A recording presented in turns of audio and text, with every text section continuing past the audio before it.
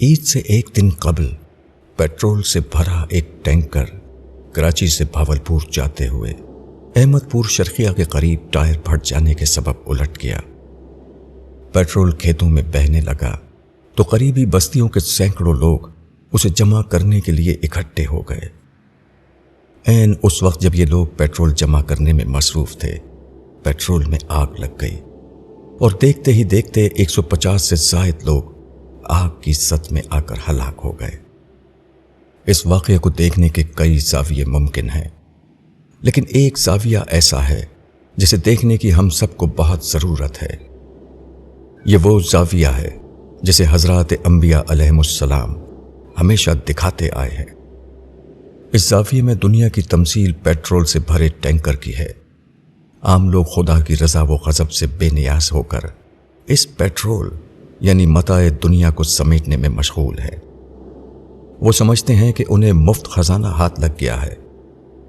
کوئی مال ذخیرہ کرنے میں مشغول ہے، کوئی شہرت و ناموری کے پیچھے بھاگ رہا ہے، کوئی طاقت و قوت کو جمع کرنے میں مصروف ہے۔ سب بے خبر ہیں کہ دنیا کے اس آئل ٹینکر نے ہر حال میں پھٹنا ہی ہے۔ اس کے بعد ہر پیٹرول جمع کرنے والے کو بدترین آگ کا سامنا کرنا ہوگا، سوائے ان کے جو ایمان لائے، عمل صالح کیا، حق کی تلقین کی اور اس پر صبر کی تاکید کی۔ ہم سب اسی وسیع تر تمثیل کا حصہ ہیں۔ لازم ہے کہ ہم دیکھیں کہ ہم میں سے کتنے لوگ ہیں جو مال، شہرت اور طاقت کی اس دوڑ میں خدا کی حدود آشنائی میں جیتے ہیں۔ جو لوگ غافل رہتے ہیں، جلد یا بدیر آگ نے ان کو جکڑ لینا ہے۔ یہ آگ صبح و شام ان کی کھال جھلسا دے گی، پھر یہ کھال ان کو دوبارہ لوٹا دی جائے گی تاکہ وہ دوبارہ آگ کی غذا بن جائے۔ یہ حادثہ اسی زیادہ بڑے حادثے کی ایک عملی یاد دہانی ہے۔